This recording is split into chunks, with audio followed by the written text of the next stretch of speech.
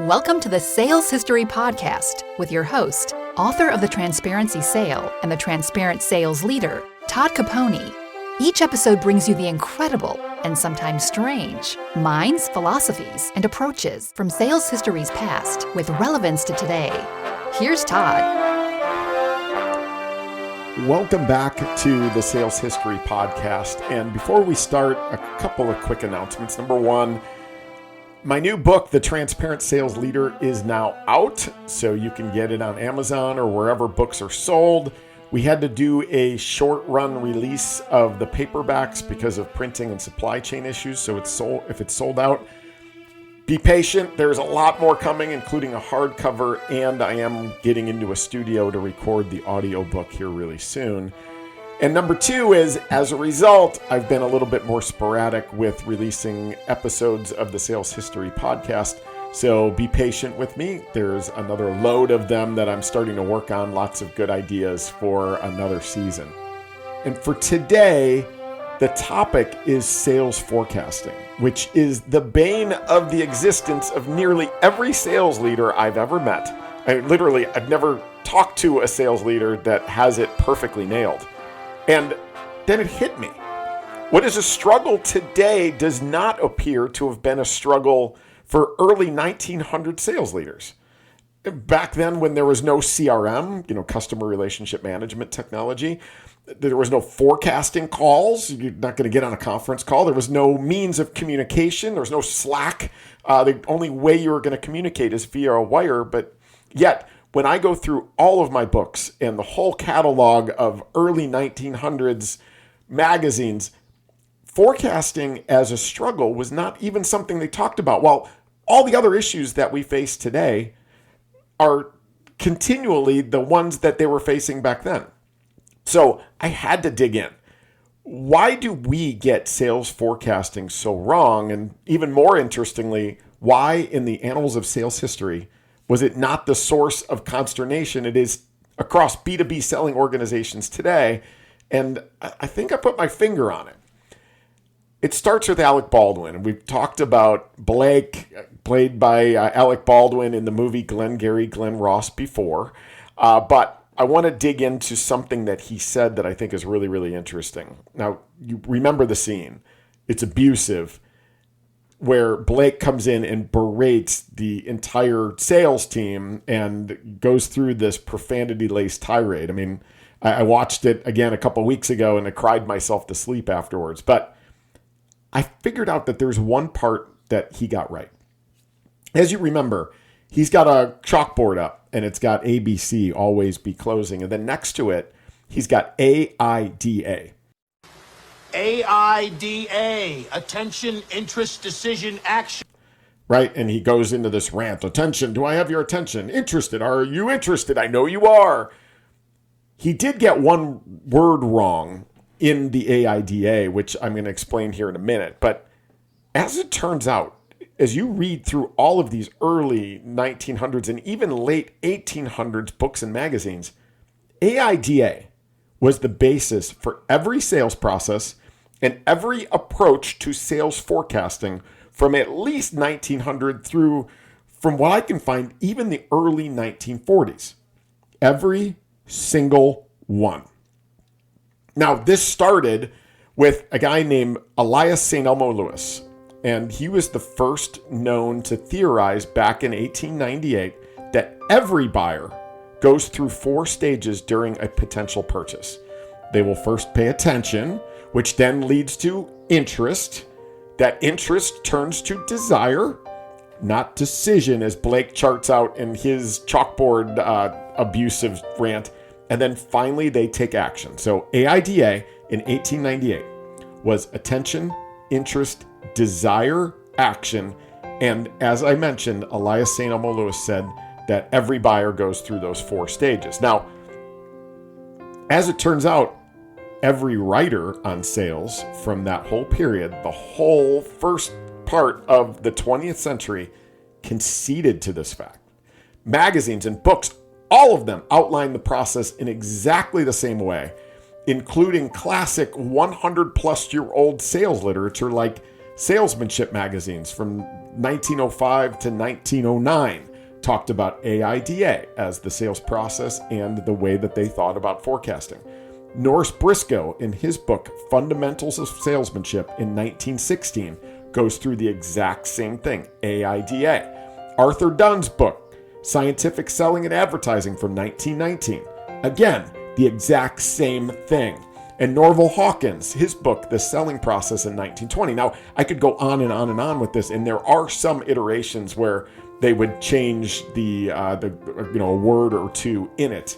However, it was always AIDA at its core. One of the interesting ones is in 1924, Elmer Ellsworth Ferris talked about AIDA in his book, Salesmanship. Again, so many of these books were called salesmanships, but he had a quote in it that says, quote, "All writers on salesmanship concede that in every sale, the mind of the customer will pass through 4 different stages." And then he's got a chart, and across the top, it's attention, interest, desire, and action. And it's all on a bed of growing confidence by the buyer. And then there's a foundational piece that's called service, which, as we've talked about with Arthur Sheldon, into the science of salesmanship, is service. AIDA was a systemic focus by sellers and sales organizations on recognizing buyer states and buyer behavior. All right, I want you to hear that again, because that is the difference. Progress through a buying journey and all the endorphins that go along with it was based on salespeople understanding and empathizing with these 4 stages and driving their messaging and positioning accordingly. Their forecasts were based on matching up those 4 stages against recognition of where buyers were along their AIDA path. So at its core, forecasting when a buyer might buy and for how much was based on what the buyer is doing, not what the seller is doing. AIDA, buyer focus, every process, every writer, all of them. Today, tell me about a writer on the subject of sales that refers to AIDA in any book anywhere. There's none. There's zero. AIDA went from being the core foundational element of process and forecasting to completely disappearing and becoming a joke because of Glenn Ross. Could those CRM or customer relationship management systems that we talked about earlier be the source of the vanishing of AIDA? I mean, starting in 1993 with the first true corporate-worthy CRM system from Siebel, followed by Salesforce in 1999, and then an entire host of others.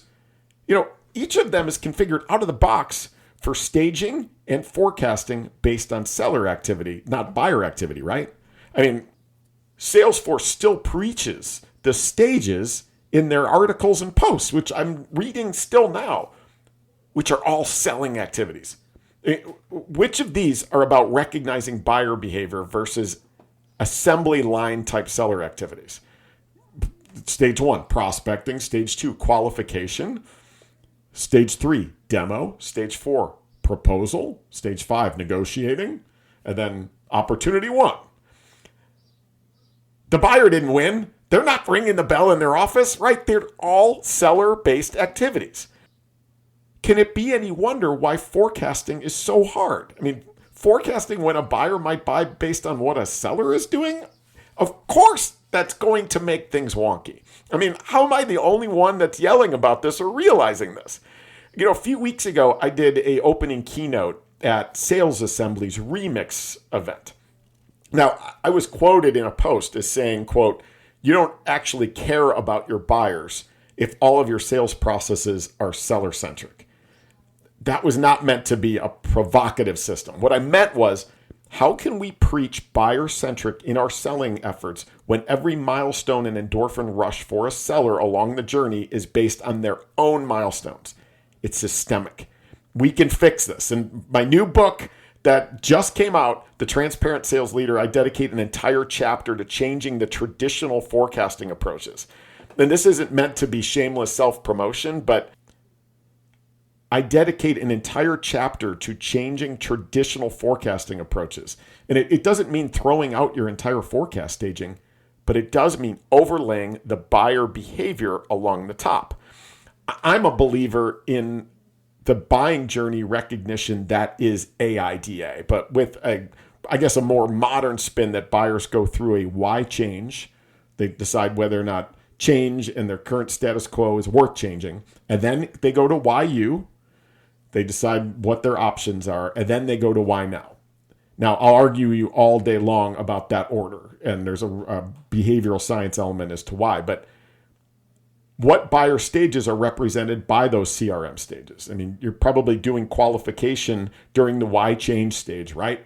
You're likely doing a demo and proposal during the why you stage in many cases. And negotiating and closing are kind of the why now. I would just love your thoughts. Like, am I wrong here?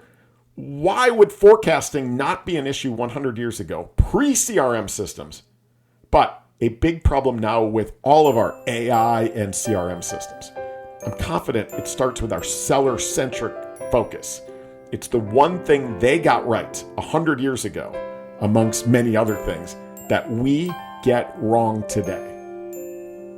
If you're interested in digging in more into how to really optimize your forecast within your organization, I've got a whole chapter dedicated to it in the new book. I also do workshops and keynotes around all of these concepts of the Transparent Sales Leader, which is now available wherever you buy books. If you haven't bought it yet, I think you're going to like it, especially if you like this podcast. I do have sales history sprinkled in. The book at its core is the modern structure of sales leadership, easily done, all optimized by behavioral science on a bed of sincerity and transparency. If you have bought it, thank you so much. I sincerely hope you love it. If you really embrace it, I think it's going to make a difference for you through the rest of your career and those you lead. And if you really want to be helpful, I would appreciate it if you would leave a review where you bought the book.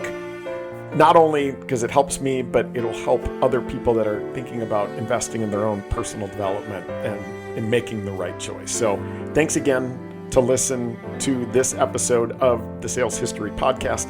Like I said, it might be a little sporadic here, but there is more to come, and I so appreciate you spending your time. And if you've got thoughts, feedback, ideas, please reach out. ToddCaponi.com. You can connect with me through there, or I'm kind of everywhere annoyingly, so feel free to reach out. Thanks again.